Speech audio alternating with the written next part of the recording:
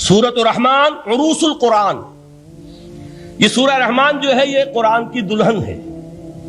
جیسے دلہن کو آپ خوشنما لباس پہناتے ہیں، آراستہ پیراستہ اس کو گہنے اور اس کو زیور پہناتے ہیں، تو جس طریقے سے سجاتے ہیں آپ دلہن کو، اللہ تعالیٰ نے ایک سورت قرآن مجید میں یہ ایسی رکھی ہے سورہ رحمان کہ اسے خوب سجایا ہے۔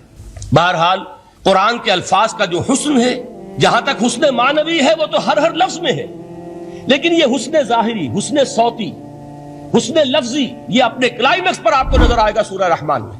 اس کی 4 آیات پر ذرا توجہ کریں گے، عجیب حقائق سامنے آئے گے۔ پہلی آیت کیا ہے؟ الرحمن، ایک آیت ہو گئی۔ رحمان کیا ہے؟ اللہ کا نام ہے۔ کبھی آپ نے غور کیا اللہ کے ناموں میں سب سے پیارا نام کون سا ہوگا؟ رحمان۔ کیوں؟ اس کا مادہ کیا ہے؟ رحمت۔ ہمیں سب سے بڑھ کر جس چیز کی ضرورت ہے وہ کیا ہے؟ رحمت خدا بندی۔ اچھی طرح سن لیجئے اس حضور کے قول کو۔ حضور فرماتے کوئی شخص جنت میں مجرد اپنے عمل کی بنیاد پر داخل نہیں ہو سکے گا جب تک کہ رحمت خدا بندی دستگیری نہ کرے۔ کسی صحابی نے بڑی ہمت اور جرأت کا ثبوت دیا کہ پوچھ لیا، کیا حضور آپ بھی؟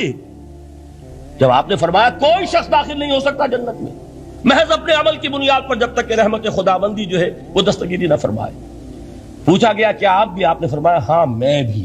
آپ اندازہ کیجئے کہ اگر محمد الرسول اللہ بھی رحمت خدا بندی کے ضرورت مند ہوں تو تاب دیگراں رسد ہماری تو سب سے بڑی ضرورت رحمت خدا بندی ہے۔ اب یہ رحمت جو ہے قرآن مجید میں اللہ تعالیٰ کی یہ شان 2 الفاظ کے ذریعے سے آتی ہے، رحیم اور رحمان۔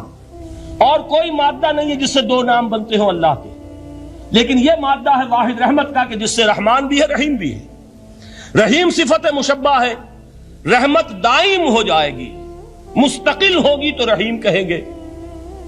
اور رحمان، اس میں رحمت کی ہے وہ شان ہے کہ جیسے ٹھاٹھے مارتا ہوا سمندر ہو، ہیجان کی کیفیت، طوفانی کیفیت، رحمت خداوندی کا طوفانی جوش، وہ ہے رحمان۔ اب آگے چلیے، الرحمن علم القرآن، رحمان نے قرآن سکھایا۔ رحمت خداوندی کا سب سے بڑا مظہر، رحمان کی رحمانیت کا سب سے بڑا مظہر قرآن ہے۔ ان میں جو منطقی ربط ہے اس کو سمجھتے جائیے۔ اچھا آپ یہ سوچئے، جو علم بھی انسان کو حاصل ہوا وہ کس نے دیا؟ اللہ نے۔ سائنس کا علم کس نے دیا؟ اللہ نے۔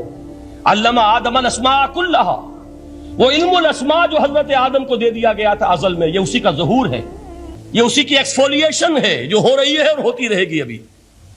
اور دوسرے علم ہے وہ کس نے دیے؟ اللہ نے دیے۔ لا یحیطون بشیء من علمہ الا بما شاء، مخلوق میں سے کوئی اللہ کے علم میں سے کسی شے کا احاطہ نہیں کر سکتا مگر وہ جتنا اللہ دینا چاہے۔ لیکن یہ کہ تمام علوم میں چوٹی کا علم قرآن۔ نوٹ کرتے جائیے، اب چوٹی کی چیزیں جمع کیجیے۔ اللہ کے ناموں میں چوٹی کا نام رحمان، اللہ نے جو کچھ انسان کو سکھایا اس میں چوٹی کا علم قرآن۔ خلق الانسان، انسان کو پیدا فرمایا۔ سوال یہ کہ حیوانات کو کس نے پیدا فرمایا؟ آسمان کس نے پیدا کیے؟ زمین کس نے پیدا کی؟ فرشتے کس نے پیدا کیے؟ کیا مطلب خلق الانسان؟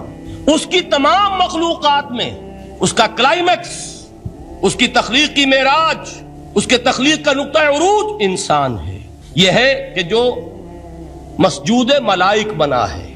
وَلَقَدْ كَرَّمْنَا بَنِي آدَمَ وَحَمَلْنَاهُمْ فِي الْبَرِّ وَالْبَحْرِ وَرَزَقْنَاهُمْ مِنَ الطَّيِّبَاتِ وَفَضَّلْنَاهُمْ عَلَى كَثِيرٍ مِّمَّنْ خَلَقْنَا تَفْضِيلًا۔ تو تخلیق میں سب سے اونچی تخلیق انسان کی، علموں میں سب سے اونچا علم قرآن کا، اللہ کے ناموں میں سب سے اونچا نام رحمان۔ اب آئیے چوتھی چیز، علمہ البیان، انسان کو بیان کی صلاحیت عطا فرمائی۔ کیا اور کوئی صلاحیت عطا نہیں کی؟ بینائی کس نے دی؟ اللہ نے۔ اسی طریقے سے سماعت کس نے عطا فرمائی؟ اللہ نے۔ کتنی فیکلٹیز ہیں، کتنے ایکسٹرنل آرگنز ہیں سینس کے، کتنے انٹرنل سینسز ہیں جو اللہ نے دیے ہیں۔ لیکن یہاں بھی سمجھ لیجئے جتنی فیکلٹیز ہیں ہیومن فیکلٹیز، ان میں ٹاپ کی فیکلٹی جو ہے وہ اسپیچ ہے، کلام ہے، بیان ہے۔ جن لوگوں نے میڈیکل سائنس کا مطالعہ کیا ہے وہ جانتے ہیں کہ یہ جو برین ہے، ہیومن برین، اس برین میں جو وہ اوپر ایک زرد سا مادہ ہوتا ہے، گرے میٹر، اس کی ایک کوٹنگ ہوتی ہے، یہ ہائیسٹ ایوالوڈ فارم ہے، اور اس میں سب سے بڑا رقبہ جو ہے وہ اسپیچ سینٹر کہلاتا ہے۔ اسی لیے انسان کو حیوان ناطق کہتے ہیں۔ حیوان کے اور انسان کے مابین امتیاز قائم کیا گیا، نطق، گویائی، بولنا۔ اب یہ کیا چیز ہوئی؟ انسان کی صلاحیتوں میں سے سب سے اونچی صلاحیت، 4 آیتیں ہو گئی نا۔ اللہ کے ناموں میں سب سے چوٹی کا نام رحمان، اس نے جو علوم پیدا کیے ان میں چوٹی کا علم قرآن، اس نے جو مخلوقات پیدا فرمائی ان میں چوٹی کی مخلوق انسان، انسان کو جو صلاحیتیں اور استعدادات عطا فرمائی ان میں چوٹی کی استعداد بیان۔ جمع کیجئے، نتیجہ کیا نکلے گا؟ وہ نتیجہ ایک حدیث نبوی کی شکل میں سامنے آتا ہے۔ پہلی حدیث میں نے یہی پڑھی تھی، اس کے راوی کون ہے؟ عثمان ابن عفان۔